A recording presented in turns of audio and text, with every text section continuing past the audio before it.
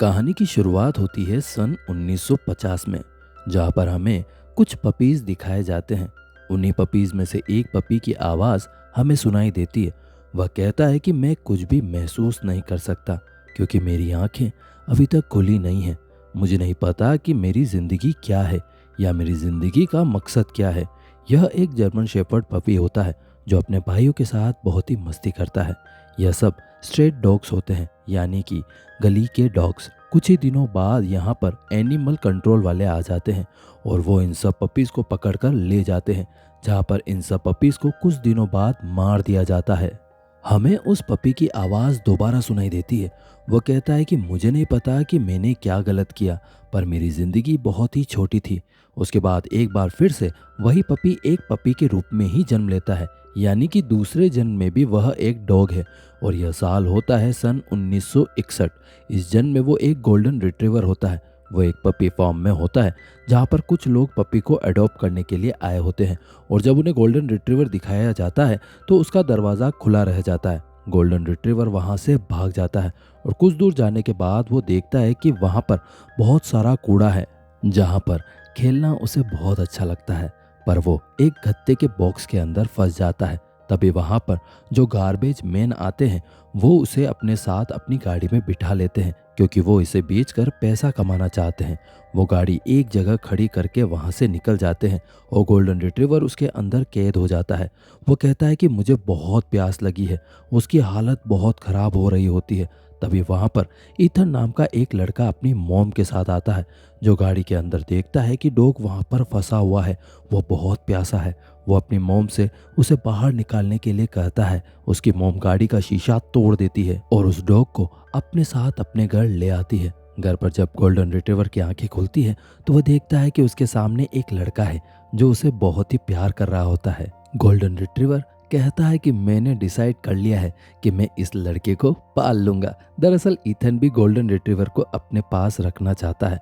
वो अपने डैड से इसकी परमिशन लेता है और उसके डैड मान जाते हैं। अब ईथन उसका नाम बेली रखता है। बहुत जल्दी बेली को समझ में आ जाता है कि मेरा नाम बेली है और इस लड़के का नाम, जिसने उसे अडॉप्ट किया है, उसका नाम ईथन है। ये दोनों एक दूसरे के साथ बहुत ही खुश रहते हैं, पर बेली को आज भी अपनी ज़िंदगी का मकसद नहीं पता। उसे नहीं पता कि वो इस दुनिया में क्यों आया है। ईथन जब बेली को अपने ग्रैंडफादर के फार्म में ले जाता है तो वहाँ पर बेली एक बॉल उठाकर लेकर आता है, जिससे ईथन और बेली बहुत खेलते हैं। ईथन बॉल फेंकता है और नीचे झुक जाता है। बेली उसके ऊपर चढ़कर उस बॉल को कैच करता है। यह इन दोनों का गेम होता है। साथ ही ईथन बेली को बॉस डॉग भी कहता है। धीरे धीरे वक्त बीतता है और अब ईथन बड़ा हो चुका है। वो स्कूल की फुटबॉल टीम में बहुत ही अच्छा प्लेयर होता है। फुटबॉल खेलकर जब वो अपने घर जाता है तो वहाँ पर उसके पिता को दिखाया जाता है, जो लगातार अपनी जॉब में फेल होने के कारण अब एल्कोहलिक हो चुके हैं। वहीं ईथन और बेली एक मेले में जाते हैं, जहाँ पर उन्हें एक लड़की मिलती है जिसका नाम हैना होता है। हैना और ईथन बहुत ही जल्दी बहुत ही अच्छे दोस्त बन जाते हैं और उनकी दोस्ती कब प्यार में बदल जाती है पता ही नहीं चलता। ईथन, हैना और बेली अधिकतर वक्त एक दूसरे के साथ ही गुजारते थे। यह सब मिलकर बहुत ही मस्ती करते थे। वहीं ईथन एक रात को जब अपने घर पहुंचता है तो वो देखता है कि उसके डैड उसके मॉम से लड़ रहे होते हैं। ईथन को इस बात पर बहुत गुस्सा आ जाता है, क्योंकि उसके पिता अक्सर ऐसा ही करते हैं। और उस रात को ईथन अपने डैड को कहता है कि आपको यहाँ से जाना होगा, हमें आपकी अब ज़रूरत नहीं है। ईथन के डैड घर छोड़कर यहाँ से चले जाते हैं और अब घर का मुखिया ईथन ही है। वहीं ईथन को स्कूल में फुटबॉल में अच्छा परफॉर्मेंस करने के लिए 4 साल की फुल स्कॉलरशिप मिल जाती है। इस बात से उसका एक क्लासमेट जिसका नाम होता है टॉड, वह जेलस हो जाता है। वह ईथन के पिता के बारे में, उसकी गर्लफ्रेंड के बारे में उल्टा सीधा कहता है। इस बात से ईथन को गुस्सा आ जाता है। वह उसे पंच मारता है। उसी रात को ईथन जब अपने घर पर सो रहा होता है तो वही क्लासमेट जिसे उसने पंच मारा था वो उसके घर में आग लगा देता है। ईथन, उसकी मॉम और बेली दरवाजे से नहीं निकल सकते थे, इसीलिए ईथन सबसे पहले रस्सी से अपनी मॉम को नीचे उतारता है, उसके बाद अपने डॉग बेली को, लेकिन उसकी रस्सी वहीं पर टूट जाती है। ईथन को ऊपर से कूदना पड़ता है, जिसकी वजह से उसके पैरों में फ्रैक्चर हो जाता है। ईथन को एम्बुलेंस से हॉस्पिटल ले जाया जाता है। वहीं पर टॉड भी छुपा होता है जो यह सब कुछ देख रहा होता है। बेली उस पर झपट पड़ता है क्योंकि उसे पता होता है कि टॉड ने ही घर पर आग लगाई है। वहाँ पर पुलिस भी होती है और वो टॉड को पकड़ लेती है। ईथन कुछ दिनों के बाद हॉस्पिटल से अपने दादा दादी के घर वापस आता है। उसके पैर में फ्रैक्चर है, यानी कि अब वो फुटबॉल नहीं खेल सकता। इसीलिए उसकी स्कॉलरशिप भी रद्द हो जाती है। ईथन से हैना मिलने के लिए आती है।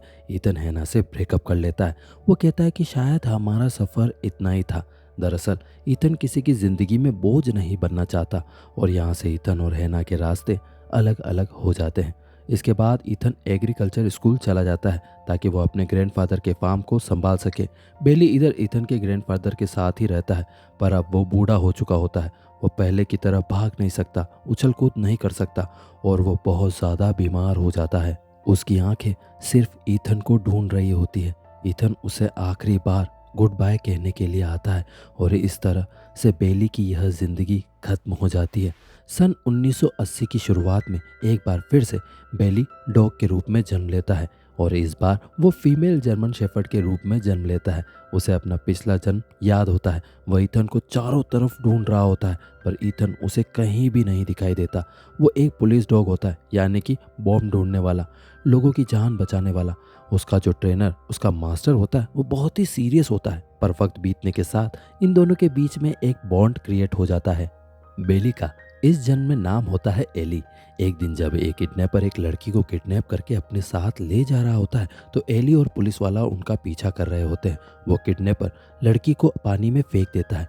एली पानी में कूदकर लड़की की जान बचा लेती है। वहीं पुलिस वाला अभी भी उस किडनैपर का पीछा कर रहा होता है और जब किडनैपर पीछे से पुलिस वाले को गोली मारने ही वाला होता है तभी वहां पर एली आ जाती है। वो उसके हाथ में काटना शुरू कर देती है, जिसकी वजह से पुलिस इंस्पेक्टर की जान बच जाती है। हालांकि किडनैपर गोली भी चलाता है, पर गोली एली को लग जाती है। किडनैपर को अरेस्ट कर लिया जाता है और एली अब अपने मास्टर की गोद में अपनी ज़िंदगी की आखिरी सांसें ले रही होती है। वो मरने से पहले बताती है कि इस ज़िंदगी में उसने ज़्यादा मस्ती नहीं की, लेकिन उसने अच्छे काम किए, लोगों की मदद की, अपने मास्टर की जान बचाई। उसके बाद एली की यह ज़िंदगी खत्म हो जाती है और इस बार बेली 1985 में एक बार फिर से एक कॉर्गी मेल डॉग के रूप में जन्म लेता है। इसे माया नाम के एक कॉलेज स्टूडेंट अडॉप्ट कर लेती है और उसका नाम रखती है टीनो। माया की जिंदगी में अकेलापन होता है। टीनो उसकी जिंदगी में खुशियां लाना चाहता है। टीनो और माया एक दूसरे से बहुत प्यार करते हैं। माया हमेशा टीनो के मन की बात जान लेती है। उसको जो भी खाना होता है उसको उसके मन का खिलाती है। माया हमेशा वही ऑर्डर करती है जो टीनो को बहुत पसंद होता है। इसी वजह से टीनो का वेट लगातार बढ़ता जाता है। उसे डॉक्टर के पास ले जाया जाता है।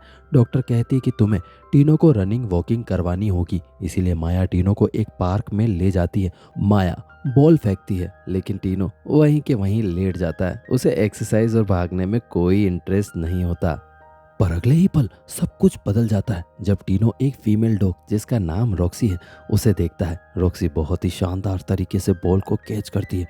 टीनो भी बॉल उठाता है और रॉक्सी के पीछे उसी के मालिक के सामने बॉल रख देता है। रॉक्सी के मास्टर का नाम एल होता है, जो माया का क्लासमेट भी होता है। टीनो और रॉक्सी की वजह से इन दोनों की दोस्ती हो जाती है और बहुत जल्दी माया और एल शादी कर लेते हैं। इन दोनों के 3 बच्चे होते हैं।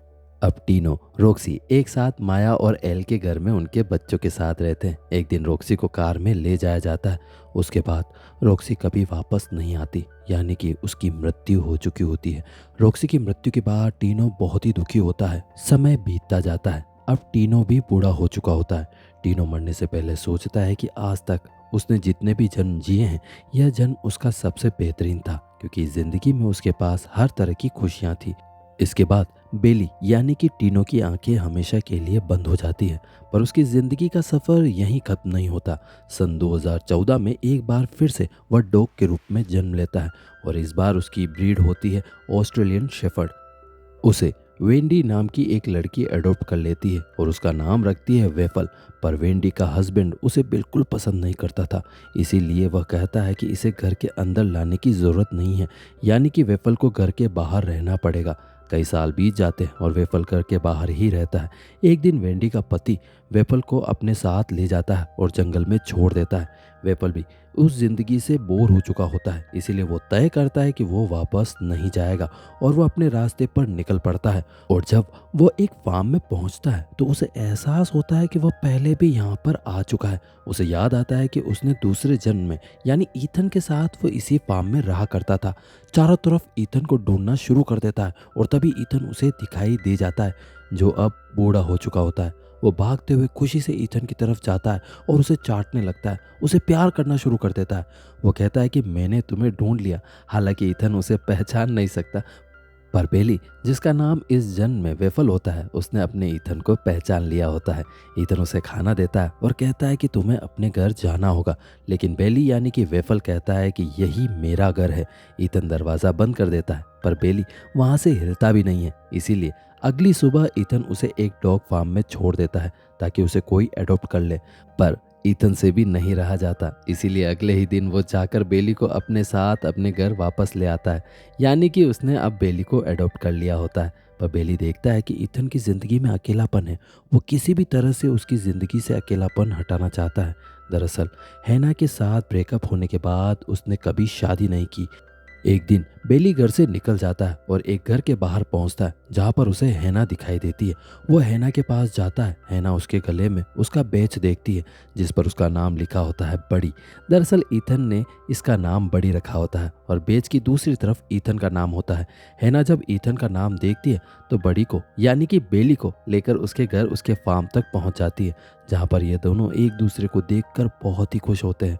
हैना बताती है कि उसके हस्बैंड की मृत्यु हो चुकी है। ईथन भी उससे माफ़ी मांगता है। वो कहता है कि मैंने तुम्हें अपनी ज़िंदगी से दूर कर दिया, मुझे उसके लिए माफ़ कर दो। हैना कहती है कि यह बहुत पुरानी बात हो चुकी है। उसके बाद हैना उसे डेट के लिए पूछता है और ये दोनों एक बार फिर से एक साथ हो जाते हैं। जल्द ही दोनों शादी कर लेते हैं। हालांकि बेली ईथन को पहचानता है, पर ईथन को नहीं पता कि यह उसी का बेली है। बेली चाहता है कि ईथन भी उसे पहचान ले, इसीलिए एक दिन वो उस बॉल को, जिस बॉल से वो बचपन में ईथन के साथ अपने दूसरे जन्म में खेला करता था, उसे ईथन के पास लेकर आता है। ईथन उसके सामने बॉल फेंकता है, पर वो बॉल नहीं उठाता। दरअसल वो चाहता है कि वो ईथन के साथ उसी तरह खेले जैसे वो अपने दूसरे जन्म में खेला करता था। ईथन भी बॉल को ऊपर उछालता है और नीचे झुक जाता है। बेली भागकर उसके ऊपर चढ़कर उछलकर उस बॉल को कैच करता है। यह देखकर ईथन पूरी तरह से शॉक हो जाता है, क्योंकि इस गेम के बारे में सिर्फ उसे और उसके डॉग को ही पता था। ईथन उसे बॉस डॉग कहकर बुलाता है। जैसे ही वो बॉस डॉग कहता है, बेली भौंकना शुरू कर देती है। जब जब वो बॉस डॉग कहता है, बेली भौंकती रहती है। ईथन समझ जाता है कि यह और कोई नहीं बल्कि उसकी बेली है, जिसने दोबारा जन्म लिया है। अंत में बेली को दिखाया जाता है, जो बताता है कि मेरी ज़िंदगी का पर्पस मुझे समझ में आ गया है। मुझे हमेशा खुश रहना चाहिए।